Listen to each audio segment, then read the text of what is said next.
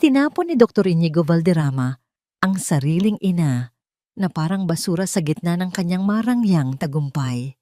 Pinili niya ang kinang ng posisyon kaysa sa gulanit na tsinelas ng babaeng nagluwal sa kanya. Hindi kita kilala, ang huling sampal ng kanyang mga salita. Ngunit sa bawat pagtalikod, may aninong maniningil. Ngayong gabi, ang puso ng anak na nagtaksil ay titigil sa pagtibok upang maramdaman ang hapdi ng bawat sakripisyong kanyang kinalimutan. Security, ilabas niyo ang babaeng ito. Hindi ko siya kilala at lalong hindi siya imbitado sa pagtitipon na ito. Ang boses ni Dr. Inigo Valderrama ay kasing lamig ng hanging nanggagaling sa mga aircon ng engrandeng ballroom sa Makati. Walang bakas ng pag-aalinlangan sa kanyang mga mata habang nakatingin sa matandang babaeng nakatayo sa gitna ng silid. Ang bawat salita niya ay tila binitawang hatol na nagpatahimik sa mga nagkukwentuhang panauhin na nakasuot ng mga mamahaling hiyas at tuksedo. Sa harap niya, nakatayo si Doña Marcela. Ang kanyang mga kamay na magaspang dahil sa ilang dekadang pagtatrabaho sa bukid ay nanginginig habang yakap ang isang supot ng plastik. Sa loob niyon ay ang paboritong Bicol Express ni Inigo na 6 na oras niyang niluto at itinawid sa mahabang biyahe mula sa probinsya. Ang kanyang suot na kupas na bestida at ang tsinelas na may bahid pa ng putik ay isang malaking mantsa sa gitna ng makintab at kristal na sahig ng hotel. Dahan-dahang nadulas ang plastik mula sa mga daliri ni Marcela. Hindi ito lumikha ng malakas na tunog ng tumama sa sahig, ngunit para sa kanya, ang pagtapon ng pagkaing iyon ay katumbas ng pagkadurog ng kanyang sariling puso. Tumingala siya sa kanyang anak, ang anak na ibinenta niya ang huling piraso ng kanyang lupain para lamang makatapos ng pag-aaral ng medisina. Ngunit ang lalaking nasa harap niya ay hindi na ang batang Inigo na umiiyak sa kanyang kandungan tuwing gabi. Siya na ang tanyag na surgeon na nahihiyang aminin ang kanyang pinagmulan. Inigo, anak, ako ito, ang nanay mo. Ang pabulong na sagot ni Marcela, sapat na para marinig ng mga nasa malapit. Ang kanyang lalamunan ay tila punong-puno ng tuyong buhangin, mahapdi at mahirap lunukin. Isang matunog na tawa ang kumawala sa tabi ni Inigo. Si Sonia Estrada, ang kanyang magandang katipan, ay nagtakip ng bibig gamit ang kanyang kamay na may suot na diamanteng singsing. Hon, look at her. Baka isa lang siya sa mga pasyenteng humihingi ng limos. Huwag mo nang hayaang masira ang gabi natin dahil sa isang baliw. Hindi gumalaw si Inigo. Nanatili siyang matuwid. Ang kanyang puting coat ay walang kahit isang lukot. Tumingin siya sa mga security guard at tumango ng bahagya. Ang senyas na yon ay tila isang kutsilyong bumaon sa dibdib ni Marcela. Naramdaman ng matanda ang bawat hibla ng kanyang pagkatao na naglalabasan sa kanyang katawan. Ang paligid na dati ay puno ng liwanag ay unti-unting naging malabo at kulay abo. Habang hinahawakan siya ng mga gwardya sa braso, ang tanging naiwan sa sahig ay ang isang pulang scarf na tinahi ni Marcela para sa kaarawan ni Inigo. Ito ay dahan-dahang natapakan ng mga taong nagpapatuloy sa kanilang tawanan. Na tila ba ang isang buhay na puno ng sakripisyo ay wala lang halaga kumpara sa isang gabing puno ng karangyaan. Nanikip ang dibdib ni Marcela. Ang bawat tibok ng kanyang puso ay naging isang mabigat na pasanin. Tila may isang dambuhalang kamay na pumipiga sa kanyang hininga. Gusto niyang sumigaw. Gusto niyang itanong kung kailan naging mas mahalaga ang titulo kaysa sa dugo. Ngunit ang tanging lumabas sa kanyang mga labi ay isang gurgle ng hangin. Sa huling pagkakataon, bago siya tuluyang kinaladkad palabas, tumingin si Marcela kay Inigo. Nakita niya ang kanyang anak na tumalikod at muling nakipag-usap sa mga mayayaman niyang kaibigan. Na tila ba ang babaeng nagbigay sa kanya ng buhay ay isa lamang alikabok na kailangang ipagpag. Bakit ang pusong tinuruan niyang magmahal ay siya ring pusong nakalimot kung paano kumilala sa sariling ina?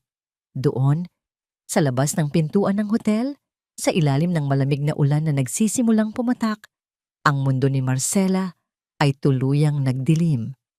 Ang tanging naririnig na lamang ay ang malakas na pagbuhos ng tubig mula sa langit, na tila nakikiramay sa isang inang itinakuwil ng sariling dugo. Isang pasyente ang bumagsak sa labas, Dr. Valderrama. Isang matanda. Kailangan niya ng agarang atensyon. Ang tinig ni Lia Manansala, ang batang nurse na kilala sa kanyang dedikasyon, ay nanginginig hindi dahil sa takot, kundi dahil sa matinding pag-aalala.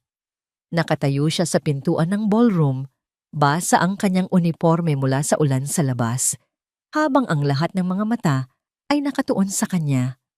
Ang katahimikan sa loob ng silid ay naging mabigat, tila isang kumot na bumabalot sa lahat ng kakinangan at karangyaan.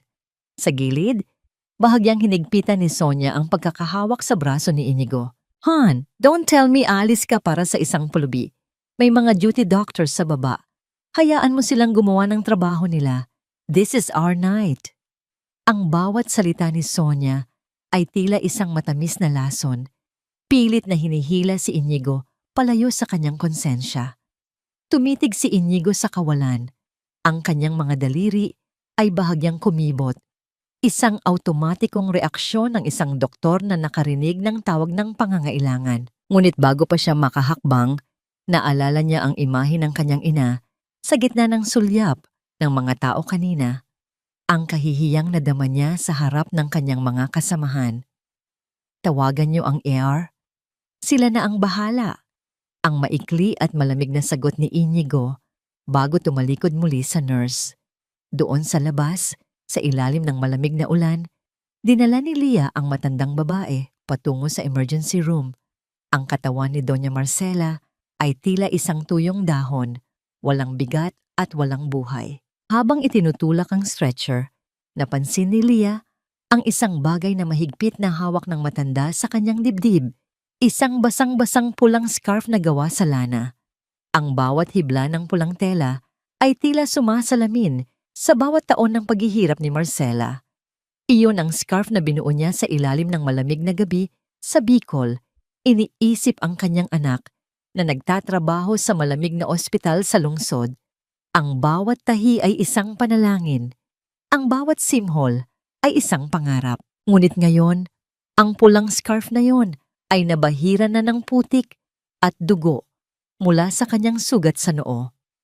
Nang makarating sa ER, mabilis na kumilos ang mga nurse, ngunit ang lahat ng mga dokumento ay may nakasulat na unknown patient.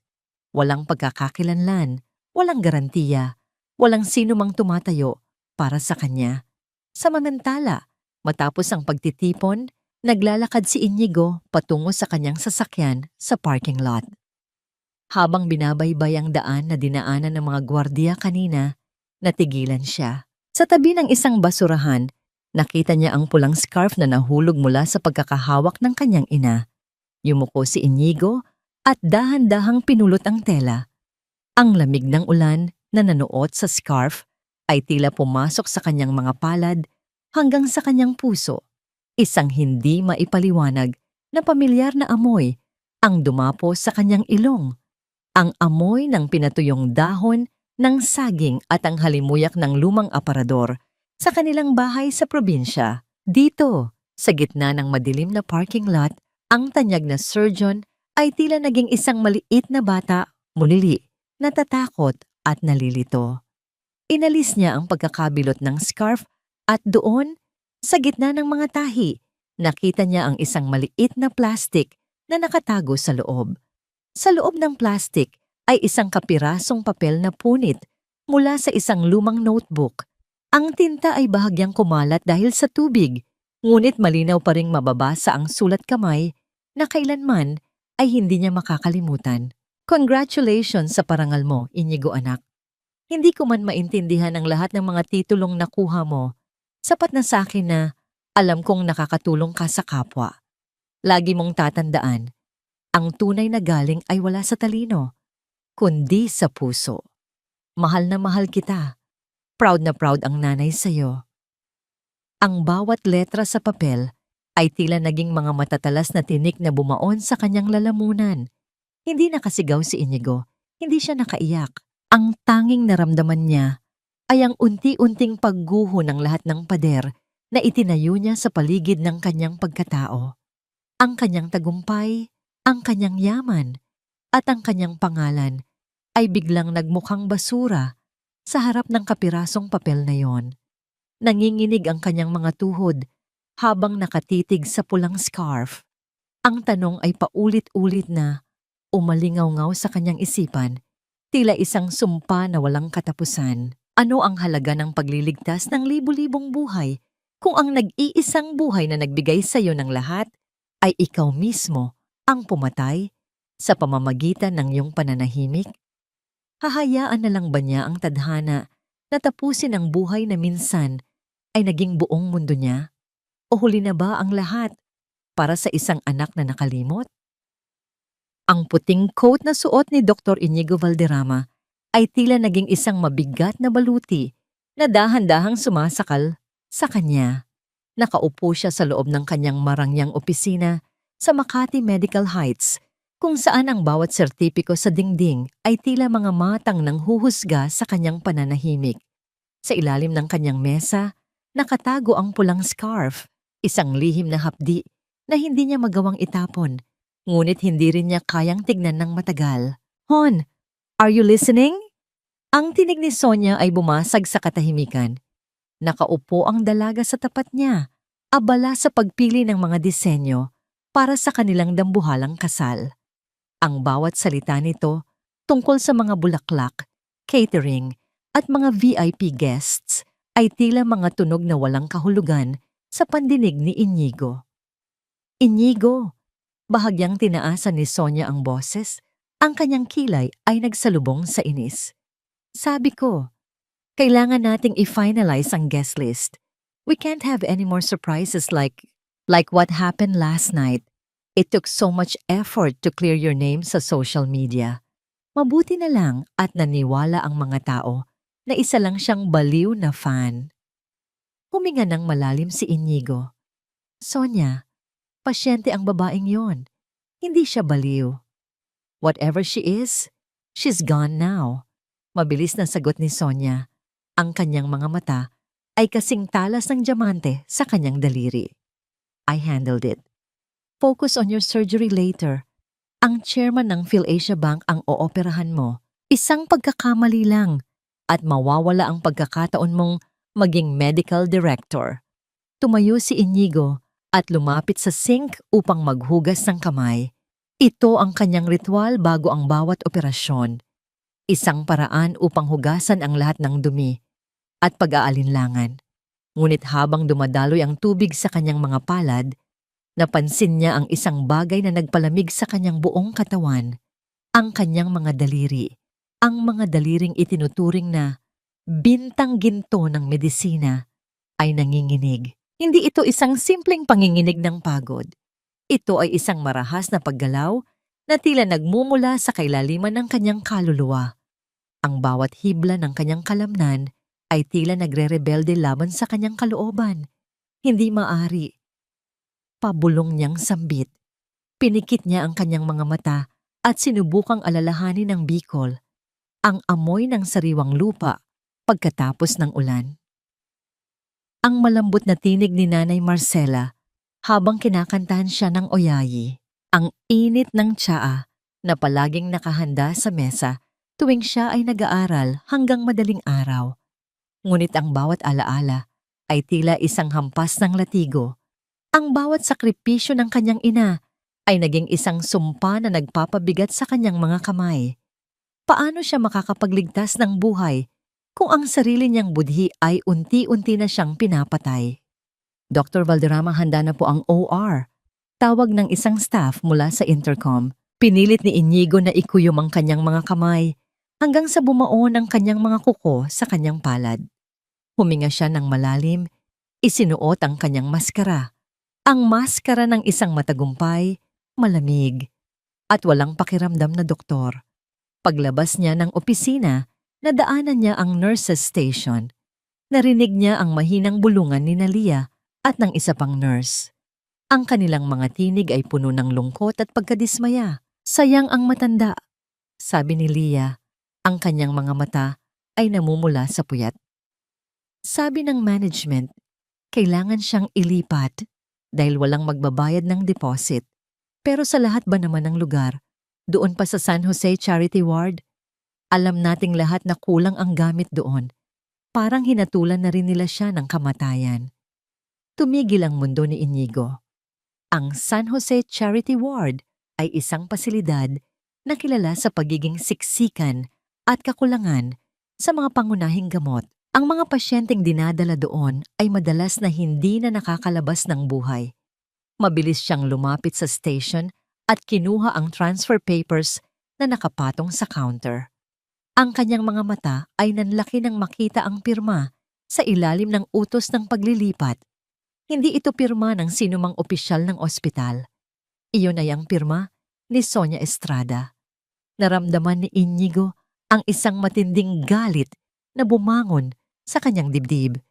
Isang apoy na matagal na niyang ibinaon. Tumingin siya sa dulo ng hallway kung saan nakita niya si Sonia na kumakaway sa kanya ng may matamis na ngiti. Tila ba wala siyang ginawang masama. Sa sandaling iyon, ang lamat sa maskara ni Inigo ay tuluyan nang nagmula sa itaas hanggang sa ibaba. Ang katotohanan ay hindi na isang bulong, kundi isang hiyaw na hindi na niya kayang baliwalain. Ngunit habang papasok siya sa operating room, isang malakas na tunog ng emergency alarm ang umalingaw-ngaw sa buong floor. Ang boses mula sa speaker ay nagpabilis sa tibok ng kanyang puso sa paraang hindi pa niya naranasan kailanman. Code Blue!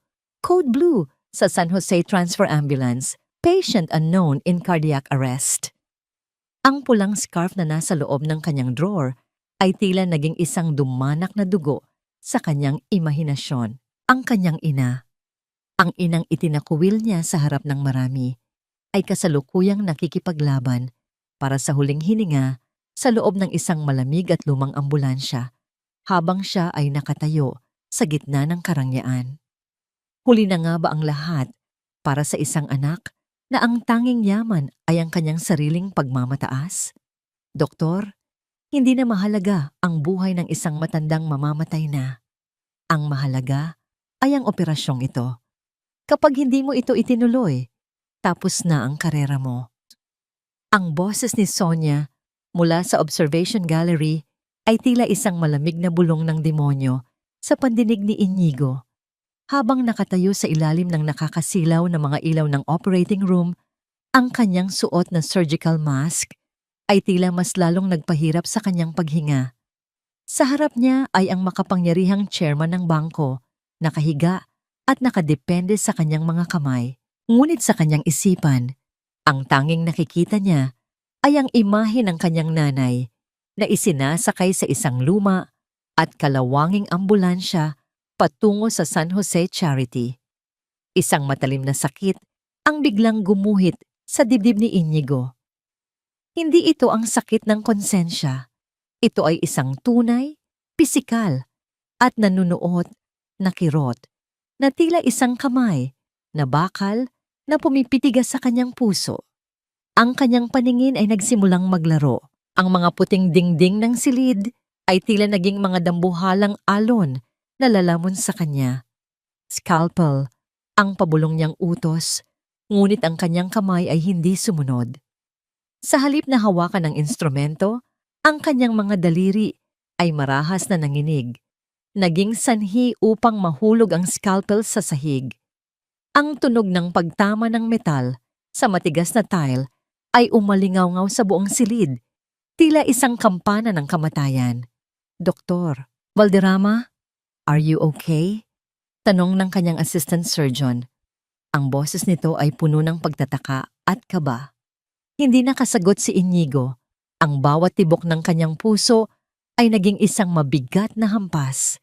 Ang paligid ay unti-unting naglaho at ang kakinangan ng Makati Medical Heights ay napalitan ng isang pamilyar at masakit na gunita. Tila bumalik ang kanyang diwa sa isang maliit na dampa sa Bicol. 30 taon na ang nakalilipas. Amoy ng usok mula sa panggatong at ang tunog ng lumang makina ng pananahi ni Nanay Marcela ang bumalot sa kanya. Nakita niya ang kanyang sarili, isang batang paslit na nag-aaral sa ilalim ng malamig na liwanag ng gasera. Nakita niya ang kanyang ina, dahan-dahang hinuhubad, ang tanging alaala ng kanyang ama, ang gintong singsing sa kasal, upang ibenta ito para may maipambili siya ng mga aklat sa medisina. Anak, huwag kang mag-alala sa akin, ang marinig niyang bulong ni Marcela sa kanyang alaala. Kahit anong mangyari, basta makita kitang nakasuot ng puting coat, sapat na yon para mabuhay ako ng payapa. Ang katotohanan ng mga salitang yon ay tila isang malakas na sampal sa naghihingalong diwa ni Inigo. Pinili niyang isuot ang puting coat na yon upang itakwil ang babaeng nagbigay ng lahat para mabili ito. Ang kanyang tagumpay ay itinayo sa ibabaw ng mga sugat at pagod ng kanyang ina. At ngayon, ang pundasyong yon ay tuluyan ng gumuho. Naramdaman ni Inigo ang pag-agos ng malamig na pawis sa kanyang noo. Ang kanyang mga tuhod ay nawalan ng lakas. Ang huling nakita niya ay ang mukha ni Sonia sa itaas, na sa halip na pag-aalala ay puro galit at pagkadismaya ang nakaguhit dahil sa nasisirang plano para sa kanyang ambisyon. Ang pagbagsak ng katawan ni Inigo sa sahig ng operating room ay lumikha ng isang mabigat na tunog na yumanig sa katahimikan ng silid. Ang mga monitor na kanina ay maayos ang takbo ay biglang nagbago ng tono. Ang mahaba at matinis na tunog ng makina ay nagmula sa sariling heart monitor ni Inigo na mabilis na ikinabit ng mga kasamahan niyang doktor. Cardiac arrest. Dr. Valderrama is in cardiac arrest. Charge the defibrillator. Sa kabilang bahagi ng lungsod, sa loob ng isang ambulansyang walang sapat na oxygen, ang kamay ni Doña Marcela ay dahan-dahang lumaylay. Ang kanyang mga mata ay nanatiling nakatitig sa kisame.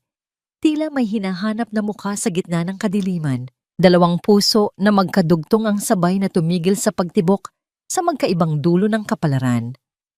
Ang isa ay sa gitna ng yaman at karangyaan, at ang isa ay sa loob ng isang luma at kakarag-karag na sasakyan. Sino ang unang susuko at sino ang bibigyan ng pagkakataong humingi ng tawad bago tuluyang magsarado ang pinto ng kabilang buhay? Nabalik lamang ang ingay sa paligid nang ang mga doktor ay magsimulang magpump sa dibdib ni Inigo, ngunit ang kanyang kaluluwa ay tila nakalutang na sa isang lugar kung saan wala ng ranggo, wala ng pera, at tanging ang hapdi ng pagsisisi ang natitira. Bakit kung kailan wala na siyang lakas na magsalita, doon pa naging pinakamalakas ang hiyaw ng kanyang pagmamahal para sa kanyang ina? Ang unang naramdaman ni Inigo sa kanyang pagbalik mula sa kawalan ay ang matinding lamig. Hindi ito ang lamig ng aircon sa operating room, kundi isang uri ng ginaw na tila nanggagaling sa kailaliman ng kanyang mga buto. Nang dahan-dahan niyang idilat ang kanyang mga mata, ang puting kisame ng intensive care unit ay tila dambuhalang bigat na nakapatong sa kanyang dibdib. Ang paulit-ulit na tunog ng makinang nagbabantay sa kanyang tibok ng puso ay nagsilbing paalala na buhay pa siya. Isang katotohanang hindi niya alam kung dapat ba niyang ipagpasalamat. Gising ka na pala. Ang boses ni Sonia ay walang bakas ng kagalakan. Nakatayo siya sa gilid ng kama. Ang kanyang mga braso ay nakakrus at ang kanyang muka ay balot ng matinding inis. Walang haplos ng pagmamahal, walang halik ng pagbati. Sa halip, ang kanyang mga mata ay puno ng paghuhusga. Do you have any idea what you've done, Inigo? Madin niyang tanong. Ang chairman ng Philatia Bank ay kailangang ilipat sa ibang ospital dahil sa pag-collapse mo. Ang balita ay kumakalat na sa board. Sinasabi nilang baka hindi ka nakarapat dapat sa posisyon dahil sa iyong unstable condition. Pinahiya mo ako sa harap ng tatay ko.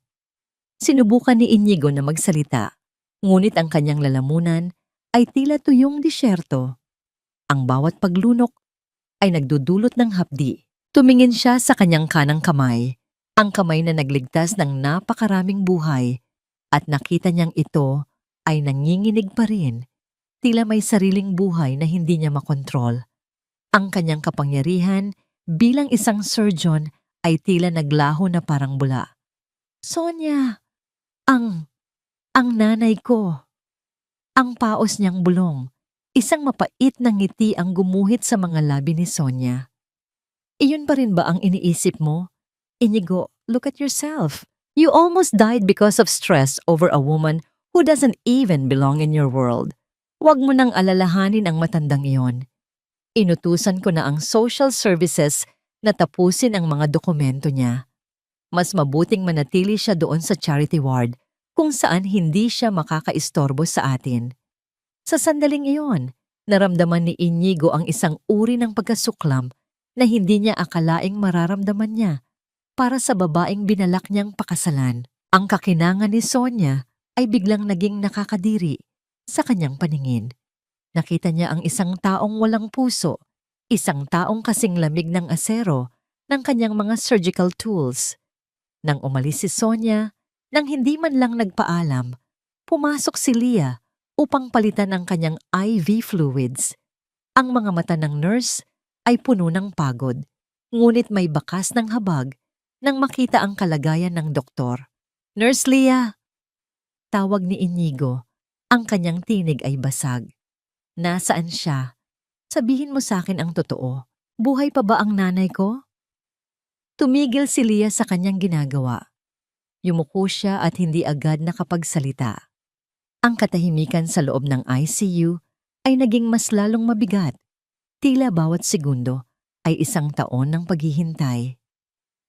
Nasa San Jose Charity siya, Doc. Sa wakas ay sagot ni Leah. Ang boses ay pabulong. Kritikal ang kondisyon niya. Wala silang sapat na gamot doon. Sinubukan kong pigilan ang paglilipat pero lumingon siya sa pinto kung saan lumabas si Sonia. Hindi sapat ang boses ng isang nurse laban sa utos ng may-ari ng ospital.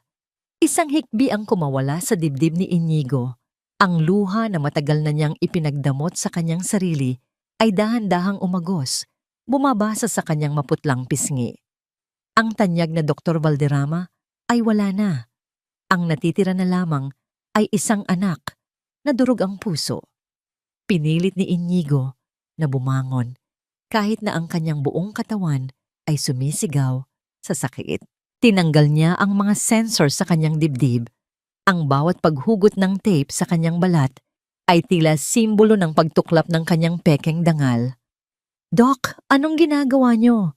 Bawal kayong tumayo. Babala ni Leah. Pilit siyang pinipigilan, ngunit hindi nakinig si Inigo.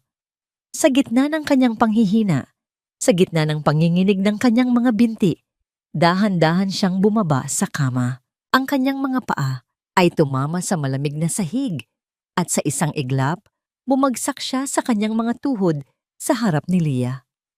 Ang tunog ng pagtama ng kanyang mga tuhod sa sahig ay umalingaw-ngaw sa tahimik na silid. Ang taong dating hindi marunong yumuko ay narito ngayon, nakasubsob ang mukha sa sahig, umiiyak na parang isang batang nawawala. Leah, nakikiusap ako. Ang kanyang tinig ay puno ng desperasyon. Tulungan mo akong makita siya. Ibigay mo sa akin ang address, kahit ngayon lang. Hayaan mong maging anak ako bago ako tuluyang mawalan ng pagkakataon. Tumayo si Inigo sa gitna ng kanyang sariling pagkawasak. Ang gabi ay malalim na, ngunit sa kanyang puso, ang bawat segundo ay isang karera laban sa kamatayan. Bakit kung kailan wala na siyang pangalan at kapangyarihan, doon pa lamang niya naramdaman ang tunay na lakas ng pagiging isang anak. Hindi sapat ang bango ng mamahaling pabango upang takpan ang baho ng aking sariling konsensya.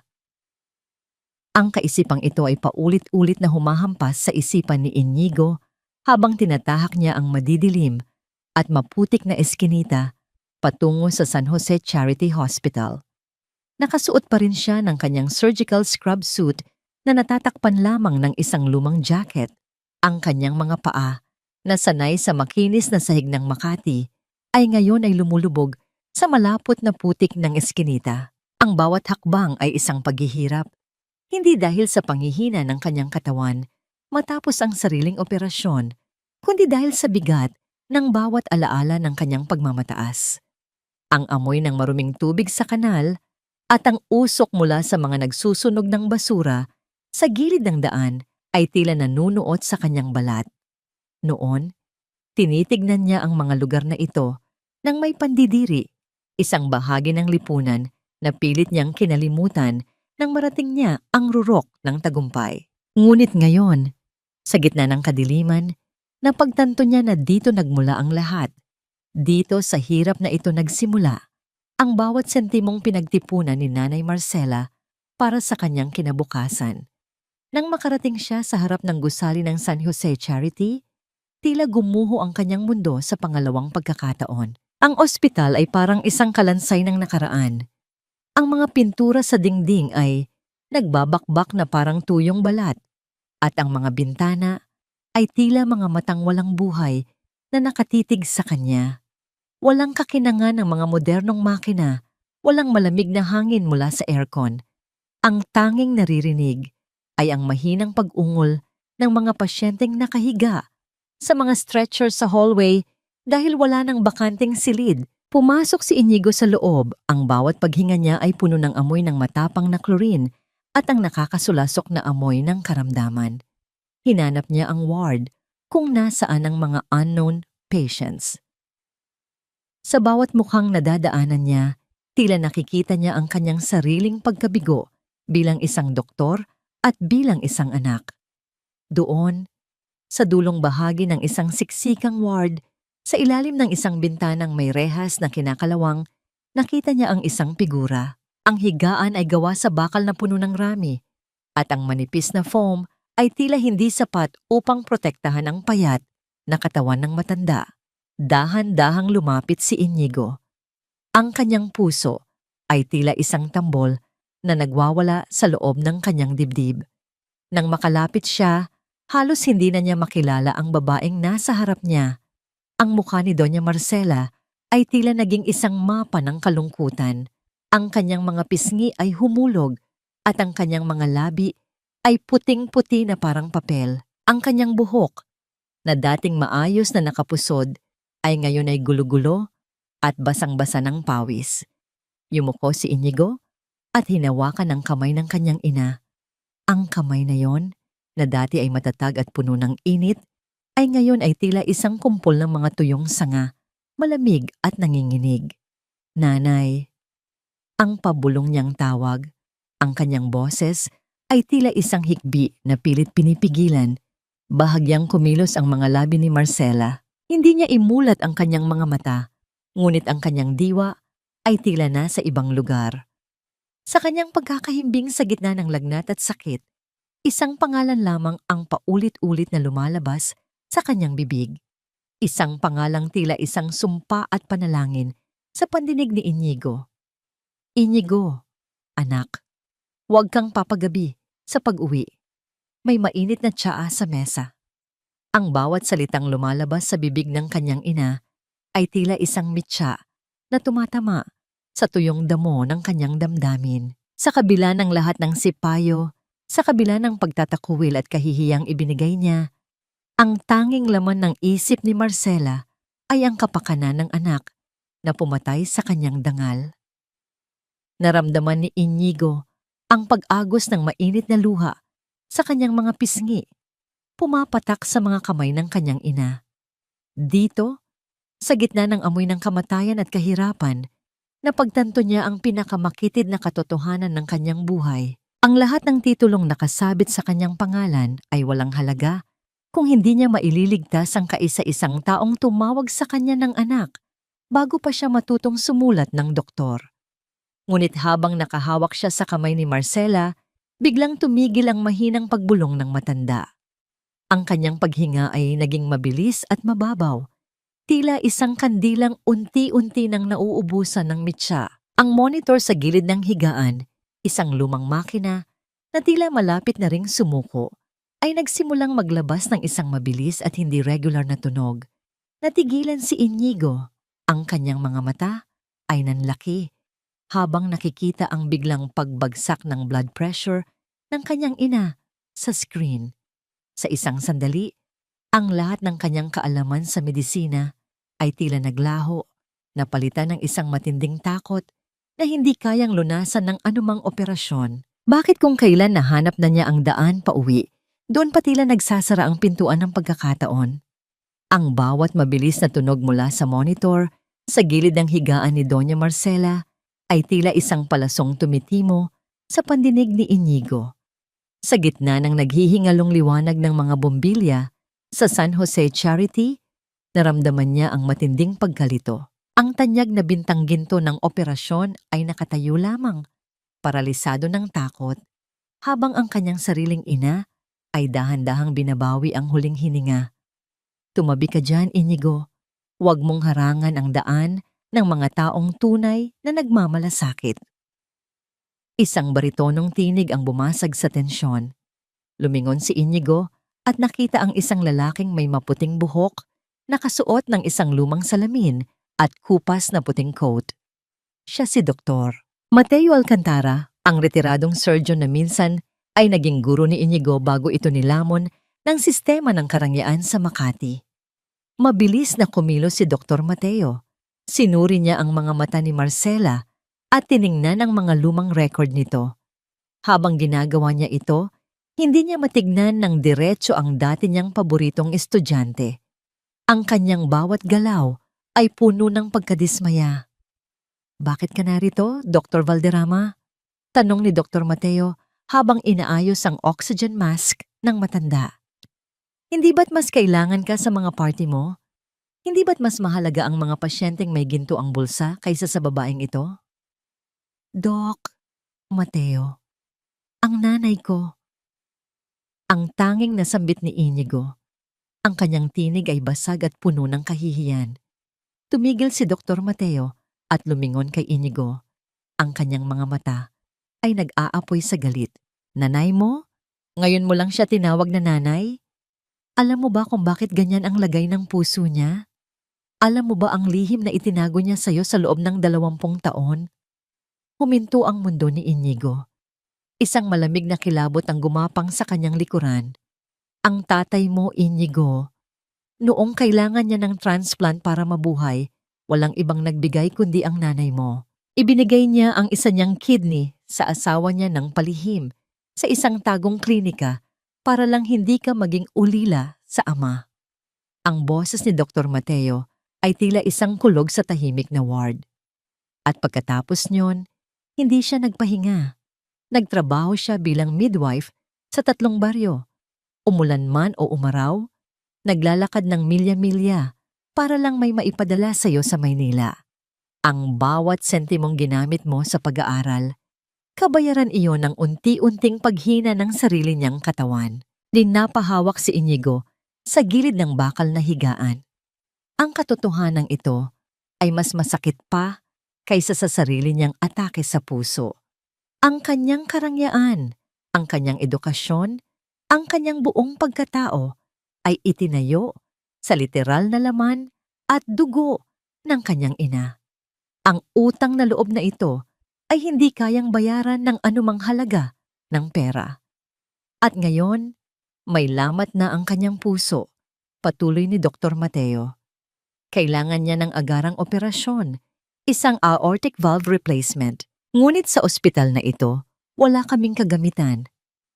At sa ospital mo, tumawa ng mapait ang matanda.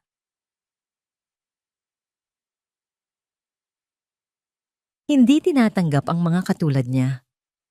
Ako ang o-opera sa kanya, mabilis na sabi ni Inigo. Dadalhin ko siya sa Makati Heights. Gagamitin ko ang lahat ng impluwensya ko. Talaga? Tanong ni Dr. Mateo habang itinuturo ang mga kamay ni Inigo. Tumingin si Inigo sa kanyang sariling mga kamay.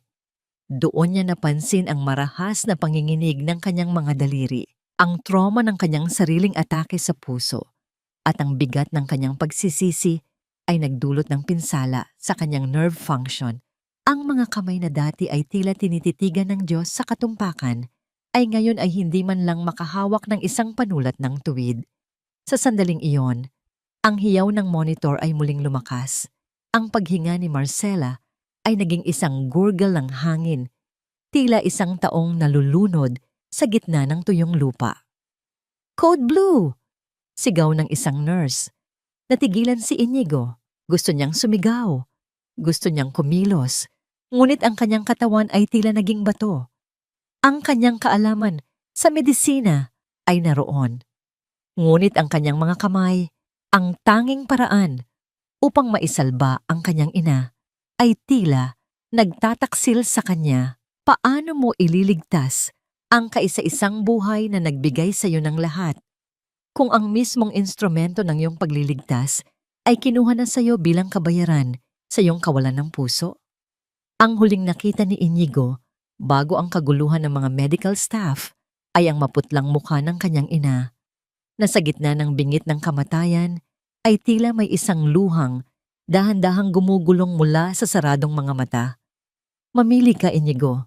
Ang basurang ito o ang kinabukasan mo sa Makati Heights? Isang salita mo lang at maibabalik ko ang lahat ng nawala sa iyo. Pero kailangan mong talikuran ang matandang ito ngayon din. Ang boses ni Sonia ay kasing tajimig ng isang talim ng kutsilyo habang umaalingaw-ngaw sa loob ng siksikang ward ng San Jose Charity. Nakatayo siya sa gitna ng silid.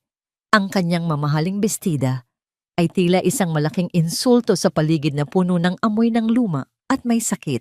Ang matunog na pagtama ng kanyang matulis na sapatos sa maruming semento ay tila bawat tibok ng orasan na nagpapaalala kay Inigo na nauubusan na siya ng sandali. Hindi lumingon si Inigo. Nanatili siyang nakaluhod sa tabi ng kama ni Doña Marcela. Mahigpit na hawak ang malamig na kamay ng kanyang ina. Ang panginginig ng kanyang sariling mga daliri ay hindi tumitigil, ngunit sa bawat segundo ng katahimikan, isang bagong uri ng tapang ang dahan-dahang nabubuo sa kanyang dibdib. "Hindi basura ang nanay ko, Sonia," ang pabulong na sagot ni Inigo. Ang kanyang tinig ay mahina, ngunit may bigat na hindi matitinag. Siya ang dahilan kung bakit ako naging doktor. Siya ang dahilan kung bakit may pangalan akong ipinagmamalaki mo. Isang mapait at malakas na tawa ang kumawala sa mga labi ni Sonia. Pangalan. Inigo, wala ka ng pangalan. Ang balita tungkol sa pag-collapse mo sa OR at ang pag-eskandalo ng matandang ito sa party ay kumalat na. Ang tanging paraan para maisalba ang reputasyon mo ay kung sasabihin nating biktima ka lang ng isang baliw na nagpapanggap na kamag-anak mo. Sasabihin nating na-stress ka lang kaya ka nagkasakit. Humarap si Inigo kay Sonia. Sa unang pagkakataon, nakita niya ang babaeng minahal niya bilang isang estranghero. Ang kagandahan nito ay balat kayo lamang ng isang pusong walang laman. "Gusto mong itakwil ko siya uli?" tanong ni Inigo. Ang kanyang mga mata ay nanunuyo sa hapdi. "Gusto mong pumatay ako ng tao para lang sa posisyon ko sa ospital? Sonia, ang puso ko ang ooperahan, hindi ang sa kanya. Kailangan kong tanggalin ang lahat ng tumor ng pagmamataas na naninirahan dito." "You're a fool," sigaw ni Sonia. Ang kanyang mukha ay namumula na sa galit. "Kapag pinili mo ang matandang yan, sisiguraduhin kong hindi ka na makakatuntong uli sa kahit anong prestihiyosong ospital sa bansa. I will destroy you, Inigo. I will make sure na maging kasing pulubi ka ng babaeng yan." "Gawin mo ang gusto mo," payapang sagot ni Inigo habang muling ibinabaling ang tingin sa kanyang ina. "Dahil sa sandaling ito, hindi na ako ang tanyag na surgeon na kinatatakutan mo. Ako na lang ang anak na nagmamakaawang mabigyan ng pangalawang pagkakataon para maging tao." Naglakad si Sonia patungo sa pintuan, ngunit bago siya lumabas, tumigil siya at kinuha ang kanyang cellphone. Isang nakakatakot na ngiti ang gumuhit sa kanyang mga labi. "Kung yan ang gusto mo, then fine. Let's see how the world treats an ungrateful son." Nang makaalis si Sonia, lumapit si Leah kay Inigo. "Doc, kailangang mailipat na si Nanay Marcela. Ang kanyang puso ay dahan-dahan ng sumusuko. Pero saan natin siya dadalhin? Wala tayong pambayad sa kahit anong private hospital. Tumingin si Inigo kay Leah at pagkatapos ay sa kanyang nanginginig na mga kamay. Isang mabigat na desisyon ang nabuo sa kanyang isipan. Ang tanging paraan para maisalba ang kanyang ina ay ang dalhin ito sa lugar kung saan naroon ang pinakamagagaling na kagamitan, ang Makati Medical Heights. Ngunit alam niyang doon din naghihintay ang pinakamalaking kahihiyan at panganib para sa kanya. Dadalhin natin siya sa Makati Heights, utos ni Inigo. Gagamitin ko ang huling piraso ng aking awtoridad bago nila ako tuluyang sipain. Habang isinasakay si Marcela sa ambulansya, hindi na malaya ni Inigo na ang isang video ay mabilis nang kumakalat sa internet. Iyon ang clip mula sa security camera ng party noong unang gabi. Ang eksena kung saan itinatakuwil ni Inigo ang kanyang ina sa harap ng lahat. Ang mundo ay nagsisimula nang bumagsak sa paligid niya at ang bawat hakbang patungo sa Makati Heights ay tila isang paglalakad patungo sa sarili niyang bitayan. Magagawa pa kaya niyang iligtas ang buhay ng kanyang ina kung ang buong bansa ay nakahanda na siyang hatulan bilang isang anak na walang utang na loob? O ito na ang huling hininga ng kanyang pangarap at ng buhay ni Marcela? Ang bawat hakbang ni Inigo pabalik sa lobby ng Makati Medical Heights ay tila paglalakad sa ibabaw ng nagbabagang mga uling. Wala na ang mga pagpupugay ng mga security guard. Wala na ang mga ngiti ng mga staff na dati ay nag-uunahan sa pagbati sa kanya. Sa halip, ang tanging sumalubong sa kanya ay ang mga mapanghusgang titig at ang mga bulong-bulungan na tila mga bubuyog na nanunuot sa kanyang pandinig. Ang video ng kanyang pagtatakwil sa sariling ina ay naging isang mantsa na hindi na kayang burahin ng anumang surgical soap. Hayon ang anak na walang utang na loob. Ang narinig niyang bulong mula sa isang grupo ng mga janitor. Ang talino pa naman, pero ang puso ay kasing tigas ng bato. Yumuko si Inigo, ang kanyang balikat ay tila pasan ang buong mundo. Hindi niya magawang magalit dahil alam niyang bawat salitang ibinabato sa kanya ay totoo. Dinala niya si Doña Marcela sa isang maliit na isolation room sa dulo ng hallway. Hindi na ito ang VIP suite na dati ay madali niyang nakukuha. Ito na lamang ang tanging silid na pinayagan ng board na gamitin niya habang hinihintay ang pinal na desisyon sa kanyang lisensya. Sa loob ng silid, ang tanging naririnig ay ang mahina at regular na tunog ng makinang nagbibigay ng hininga kay Marcela. Dahan-dahang lumapit si Inigo sa higaan. Sa pagkakataong ito, hindi siya lumapit bilang isang doktor na may dalang chart, kundi bilang isang anak na naghahanap ng kapatawaran. Kinuha niya ang isang basang bimpo at dahan-dahang pinunasan ang mukha ng kanyang ina. Habang tinitingnan niya ang bawat kulubot sa balat ni Marcela, tila nakikita niya ang isang mapa ng lahat ng mga gabing hindi ito natulog upang alagaan siya noong bata pa siya. Ang bawat linya sa noo nito ay simbolo ng bawat sakripisyong kanyang kinalimutan. Nay, ang pabulong niyang panimula. Ang kanyang tinig ay tila isang marupok na sinulid. Narito na ako. Hindi na ako aalis. Kinuha ni Inigo ang nanginginig at payat na kamay ng kanyang ina sa isang tradisyong matagal na niyang kinalimutan dahil sa kanyang paniniwalang siya ay moderno at angat sa lahat. Dahan-dahan niyang iniyuko ang kanyang ulo at idiniit ang likod ng palad ni Marcela sa kanyang noo. Mano po, ang simpleng galaw na yon ay nagpakawala ng isang baha ng mga luha na hindi na niya kayang pigilan. Naramdaman niya ang magaspang na balat ng kanyang ina sa kanyang noo at sa sandaling iyon, ang lahat ng kanyang mga titulo ay tila naglaho. Wala na siyang pakialam sa board, sa posisyon ng medical director o sa banta ni Sonia. Ang tanging mahalaga ay ang init na nararamdaman niya mula sa kamay na ito. Ang kamay na nagluwal at nagpalaki sa kanya. Pumasok si Leah sa silid. Bit-bit ang ilang gamot. Tumigil siya nang makita ang eksena. Ang kanyang puso ay lumambot nang makitang Ang dating mapagmataas na doktor ay ngayon ay nakasubsob sa kamay ng isang matandang magsasaka. Kailangan nating simulan ng physical therapy sa inyo, Doc. Ang malumanay na sabi ni Leah.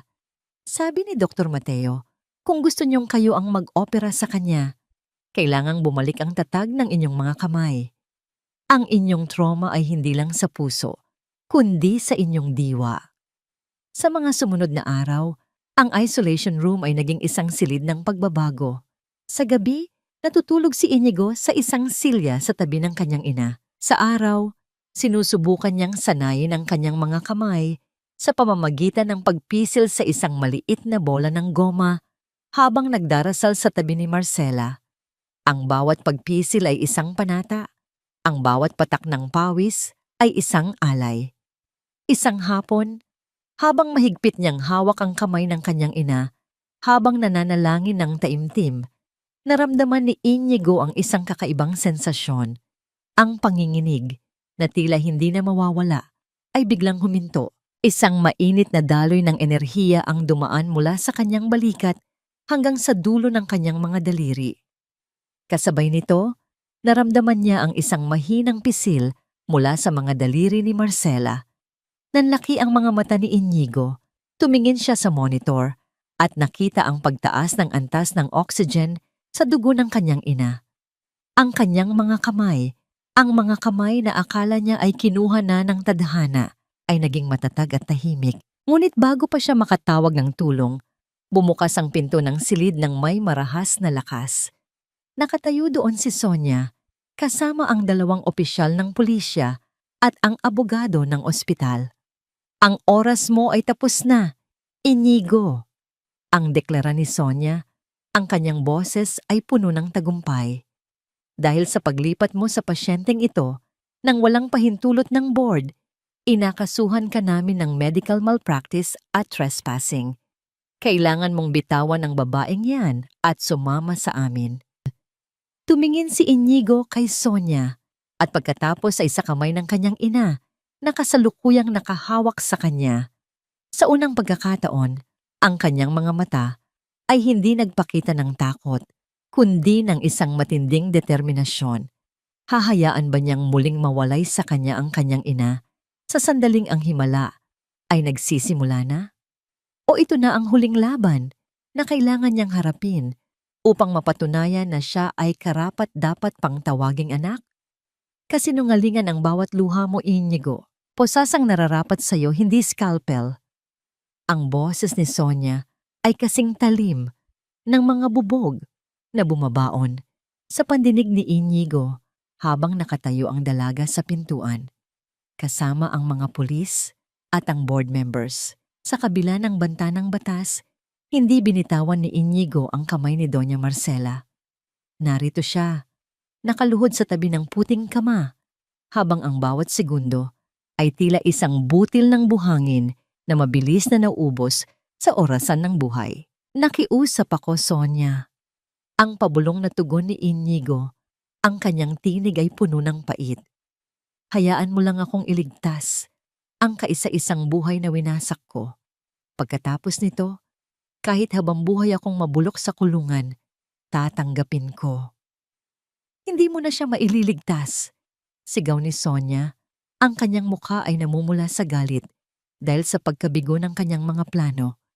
You are stripped of your privileges. Security, ilabas ang taong yan. Ngunit bago pa makahakbang ang mga gwardya, isang matinis at mahabang tunog mula sa cardiac monitor ang bumasag sa tensyon ng silid. Ang linyang kanina ay may kaunting laro, ay biglang naging diretso, ang nakakatakot na simbolo ng paghinto ng puso. Code Blue! Code Blue! Sigaw ni Leah habang mabilis na kinukuha ang ambubag. Sa sandaling iyon, ang takot sa mga mata ni Inigo ay napalitan ng isang malamig na determinasyon. Tumayo siya, ang kanyang katawan na kanina ay nanghihina, ay tila binalot ng isang hindi maipaliwanag na lakas. Tumingin siya sa kanyang mga kamay. Ang mga daliring nanginginig nitong mga nakaraang araw ay ngayon ay kasing tatag ng bato. Hindi siya mamamatay sa harap ko, madiin niyang sambit. Biglang bumukas ang pinto at pumasok si Dr. Mateo Alcantara. Anong ginagawa niyo? May pasyenteng mamamatay at kayo ay nagtatalo tungkol sa legalidad.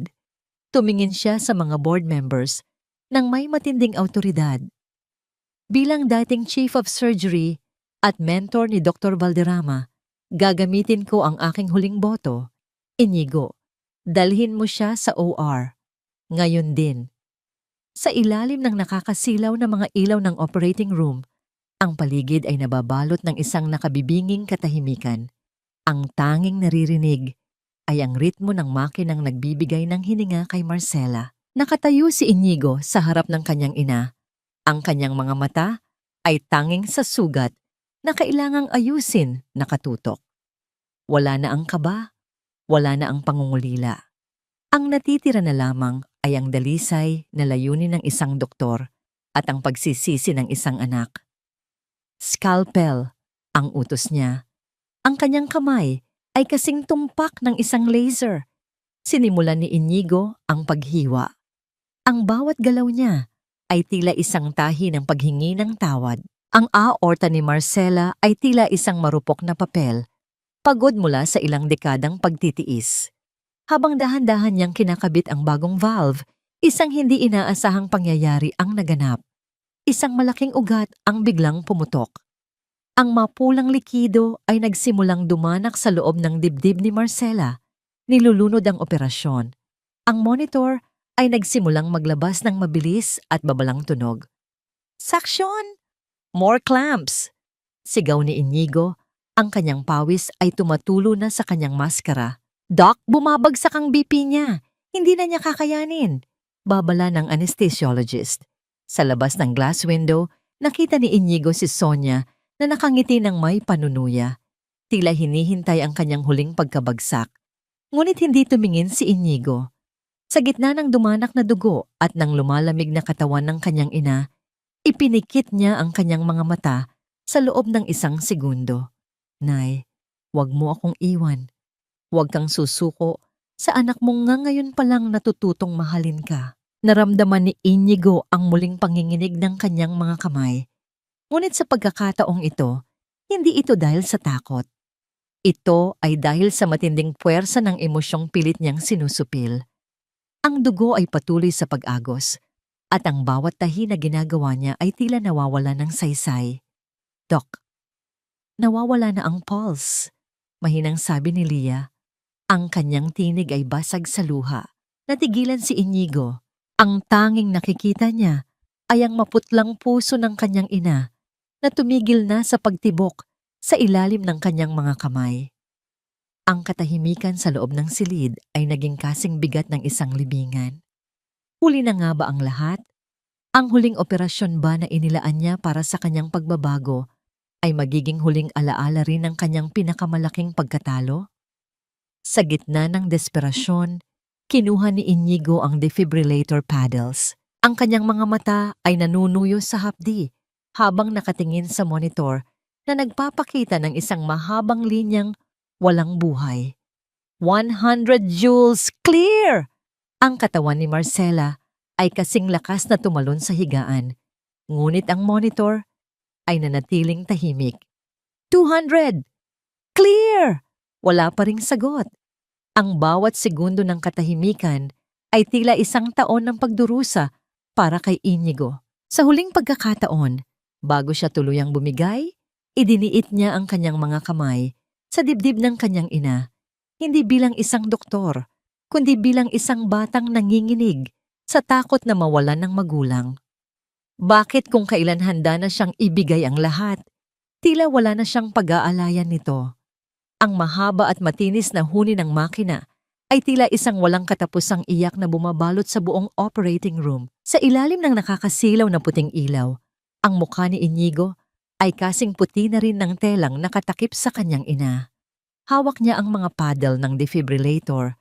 Ang kanyang mga braso ay nangangatal, hindi dahil sa panghihina ng kalamnan, kundi dahil sa takot na ang huling imahe ng kanyang ina ay ang isang pusong tumigil sa pagtibok sa ilalim ng kanyang mga kamay.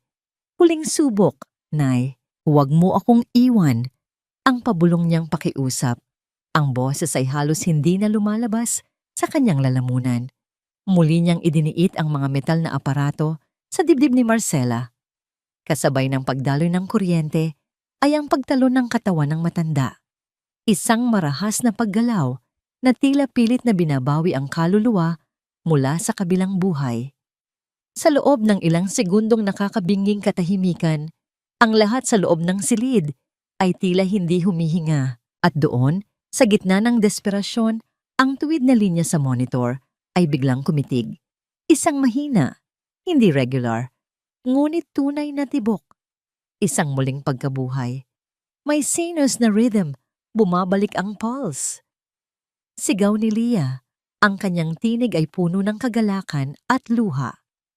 Napaupo si Inigo sa isang silya sa gilid. Ang kanyang mga kamay ay dahan-dahang bumaba. Ang pawis na kanina pa tumutulo sa kanyang mukha ay humalo sa mga luhang hindi na niya napigilan. Nailigtas niya ito. Nailigtas niya ang buhay na minsan niyang minaliit. Matapos ang ilang oras na pagbabantay sa recovery room, lumabas si Inigo upang kumuha ng mga gamit ni Marcela na naiwan sa isolation ward.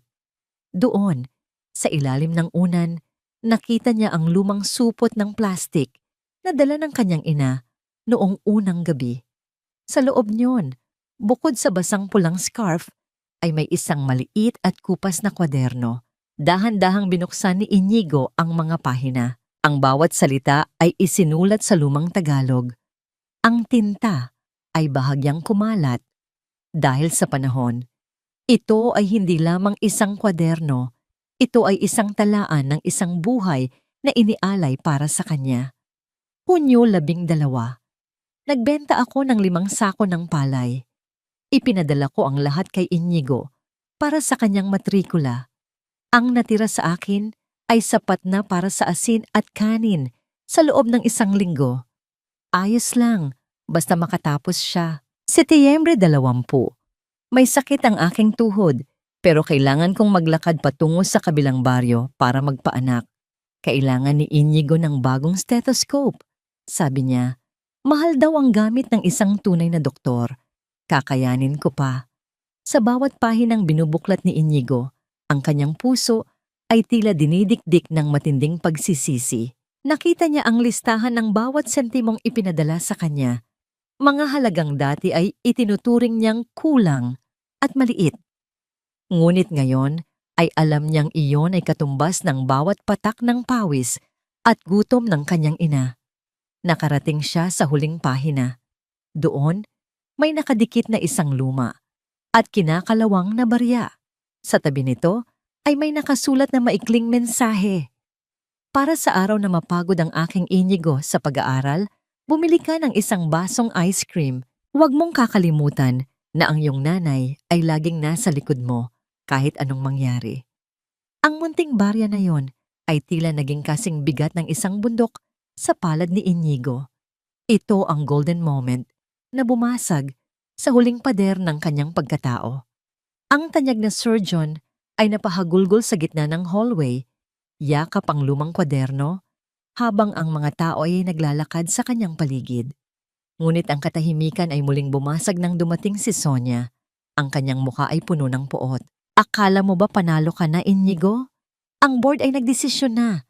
Tinatanggalan ka na ng lisensya. At ang matandang yan, palalayasin namin siya bukas, na bukas din. Tumingin si Inigo kay Sonia, ngunit sa pagkakataong ito, walang galit sa kanyang mga mata. Tanging habag na lamang ang naroon. Sonia, nakuha mo na ang lahat ng gusto mo. Ang posisyon, ang pera, ang ospital. Pero ang isang bagay na kailanman ay hindi mo magkakaroon ay ang kapayapaan na nararamdaman ko ngayon. Kasabay nito, pumasok ang ilang opisyal ng board kasama si Dr. Mateo. Hindi si Dr. Valderrama ang aalis, Sonia. Ang madiing sabi ni Dr. Mateo. Napanood namin ang kabuuan ng video at nakita rin namin ang mga ilegal na transaksyon na ginawa mo sa pangalan ng ospital habang abala si Inigo. Ikaw ang kailangang sumama sa mga pulis. Habang kinaladkad si Sonia palabas, ang tanging naririnig ay ang kanyang mga sigaw ng pagmumura na unti-unting naglalaho sa dulo ng pasilyo. Mabilis na bumalik si Inigo sa silid ni Marcela. Nakita niyang dahan-dahang ididilat ng kanyang ina ang mga mata. Ang kanyang puso ay nag-uumapaw sa kagalakan. Nay, gising ka na. Salamat sa Diyos. Ngunit nang magtagpo ang kanilang mga mata, ang ngiti ni Inigo ay biglang naglaho. Ang mga mata ni Marcela ay walang bakas ng pagkilala. Tumingin ang matanda sa kanya ng may takot at pagkalito. Sino ho kayo? Ang mahinang tanong ni Marcela. Nasaan ang anak ko? Nasaan si Inigo? Ang tanong na yon ay tila isang bagong uri ng kamatayan para kay Inigo. Ang inang kanyang itinakuwil ay ngayon naman ang nakalimot sa kanya. Hahanapin pa ba ni Inigo ang paraan upang muling makilala ng kanyang ina? O ito na ang huling parusa ng tadhana para sa isang anak na huli na nang matutong magmahal? Ang malamig na semento at naglalakihang gusali ng Makati ay dahan-dahang naglaho sa likuran ni Inigo, kasabay ng kanyang nakaraan na binuo sa ibabaw ng huwad na dangal.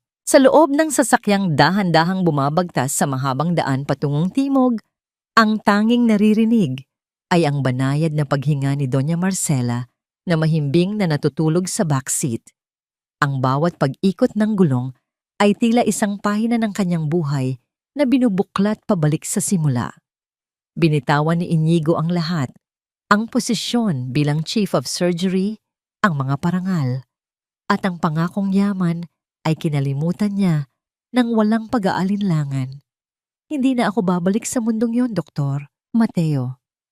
Ang huli niyang sinabi sa kanyang mentor bago umalis. Ang mga kamay ko ay hindi na para sa mga taong nagbabayad ng ginto, kundi para sa mga taong ang tanging kayamanan ay ang kanilang hininga. Nang makarating sila sa Bicol, sinalubong sila ng amoy ng sariwang lupa at ang malawak na luntiang bukid na tila isang yakap mula sa kailaliman ng kanyang gunita. Ang kanilang lumang bahay, ang dampa na dati ay ikinahiya niya, ay naroon pa rin. Nakatindig sa gitna ng mga puno ng niyog. Ang tunog ng mga dahon na hinahampas ng hangin ay tila isang bulong ng pagbati. Ngunit ang bawat araw ay isang hamon. Si Marcela ay nananatiling estranghero sa sarili niyang anak. Tinitingnan niya si Inigo nang may pasasalamat bilang isang mabait na doktor, ngunit hindi bilang ang batang pinag-alayan niya ng buhay. Salamat po, Doc. Ang madalas na sabi ni Marcela tuwing sinusubuan siya ni Inigo ng lugaw o tuwing nililinis ang kanyang sugat mula sa operasyon. Ang bawat Doc na lumalabas sa labi ng kanyang ina ay tila isang munting saksak sa puso ni Inigo. Gusto niyang sumigaw, gusto niyang sabihing, Nay, ako ito, ang iyong Inigo. Ngunit pinipigilan niya ang kanyang sarili. Ayaw niyang takutin ang matanda. Isang hapon, habang ang langit ay nagdidilim at ang mga kuliglig ay nagsisimulang maglabas ng kanilang malungkot na himig, nagpasya si Inigo na magluto. Hindi ito ang mga pagkaing natutunan niya sa mga mamahaling restaurant sa Maynila. Ginamit niya ang mga sangkap na nasa paligid, sili, gata at bagoong. Sinunod niya ang bawat hakbang na nakasulat sa puso ng kanyang alaala. Inihain niya ang Bicol Express sa harap ng kanyang ina. Ang usok mula sa mainit na pagkain ay nagdala ng isang halimuyak na tila isang susi sa nakasaradong pintuan ng isipan. Dahan-dahang kumuha ng kutsara si Marcela. Nang matikman niya ang anghang at linamnam ng gata, bigla siyang natigilan. Ang kanyang mga mata na dati ay walang buhay ay biglang nagkaroon ng kislap. Tumingin siya sa paligid ng silid, sa lumang mesa, sa bitak sa dingding, at sa huli, kay Inigo na kasalukuyang nag-aayos ng pulang scarf sa silya. Ang anghang nito, parang ang luto ko para sa aking anak bago siya umalis. Ang pabulong na sabi ni Marcela. Ang kanyang mga kamay ay nagsimulang manginig. Dahan-dahang lumapit si Inigo. Lumuhod siya sa harap ng kanyang ina. Hinayaan ang kanyang mga tuhod na tumama sa sahig. Kinuha niya ang mga kamay ni Marcela. At muli, sa pangatlong pagkakataon, Idiniit ang likod ng palad nito sa kanyang noo. Nay, ako ito, ang anak mong naligaw ng landas. Ang anak mong bumalik na para alagaan ka. Ang tinig ni Inigo ay puno ng pag-asang hinaluan ng takot. Ang katahimikan sa loob ng dampa ay naging kasing bigat ng isang panalangin. Ang tanging naririnig ay ang mahinang pagpatak ng ulan sa bubong na yari sa nipa na tila mga luhang nanggagaling sa langit. Tinitigan ni Marcela ang mukha ni Inigo. Hinawakan niya ang pisngi ng kanyang anak. Ang kanyang mga daliri ay dahan-dahang ginalugad ang bawat linya ng mukha nito. Tila binabasa ang isang kwento na matagal na niyang alam. Inigo, ang tawag ni Marcela. Ang tinig ay hindi na sa isang pasyente, kundi sa isang inang nakahanap ng kanyang nawawalang kayamanan. Anak ko, Inigo, bakit ngayon ka lang? Sa sandaling iyon, ang lahat ng sakit, ang lahat ng kahihiyan, at ang lahat ng pagsisisi ay natunaw sa init ng yakap ni Marcela. Ang tanyag na surgeon ay muling naging isang maliit na bata, nakasubsob sa dibdib ng kanyang ina, umiiyak ng walang humpay, habang ang pulang scarf ay nakabalot sa kanilang dalawa. Ngunit sa gitna ng kanilang kaligayahan, isang kumatok sa pintuan ang bumasag sa kanilang sandali. Nakatayo roon si Leah, dala ang isang balita na magbabago muli sa kanilang bagong simula sa Bicol. Doc Inigo, may mga tao sa labas.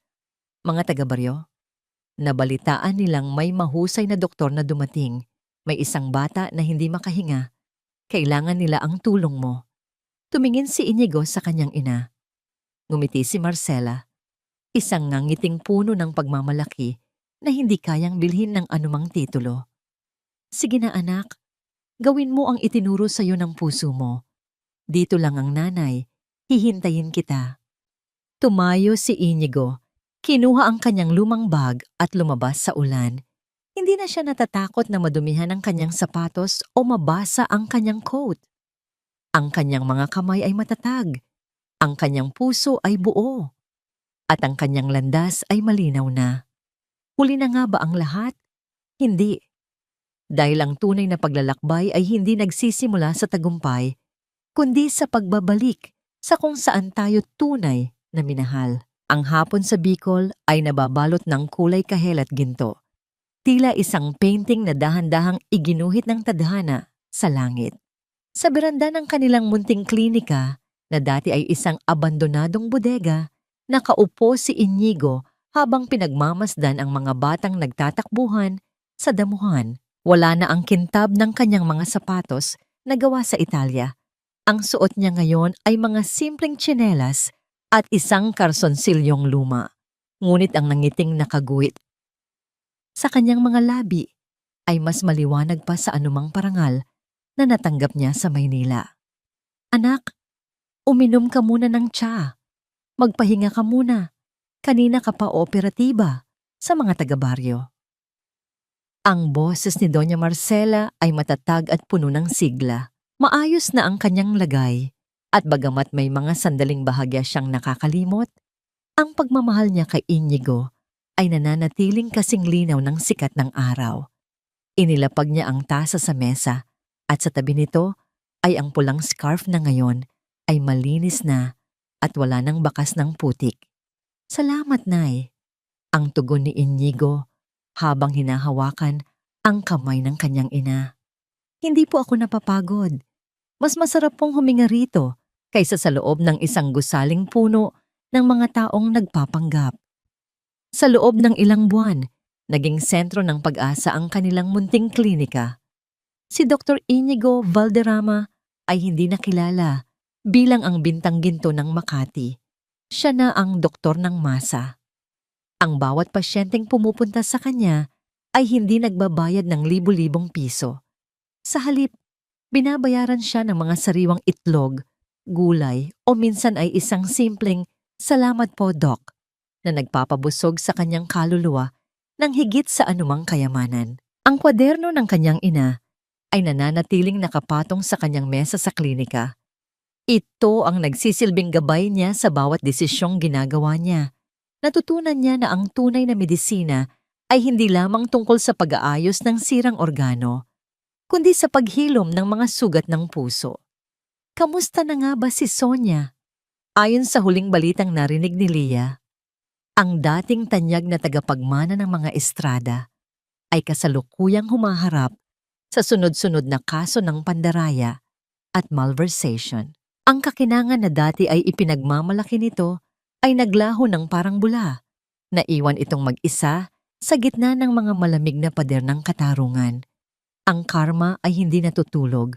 Ito ay dahan-dahang naniningil sa bawat pusong nakalimot sa halaga ng kapwa. Inigo, tawag ni Marcela habang nakatingin sa malayo. Napatawad mo na ba ang sarili mo? Natigilan si Inigo sa tanong ng kanyang ina. Tumingin siya sa kanyang mga kamay, ang mga kamay na nakasakit, nagtakwil, ngunit sa huli ay nagligtas. Nay, ang kapatawaran niyo po ang nagbigay sa akin ng lakas para harapin ang bawat umaga. Kung napatawad niyo po ako, sapat na yon para simulan ko ring yakapin ang aking sariling pagkakamali.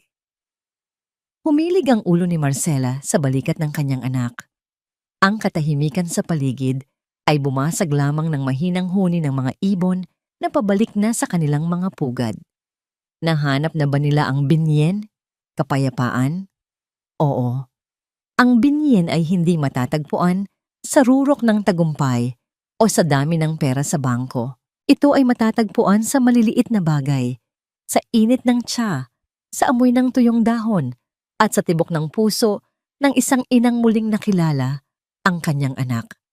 Ang huling aral na iniwan ng kanilang kwento ay umalingaw-ngaw sa hangin ng Bicol. Ang ranggo at dangal ay mawawala. Ang yaman ay lilipas. Ngunit ang pagmamahal ng isang ina ay ang tanging angkla na hindi matatangay ng anumang bagyo ng buhay. Tayong dalawa, Nay, bulong ni Inigo habang pinagmamasdan ang paglubog ng araw hanggang sa huling tibok.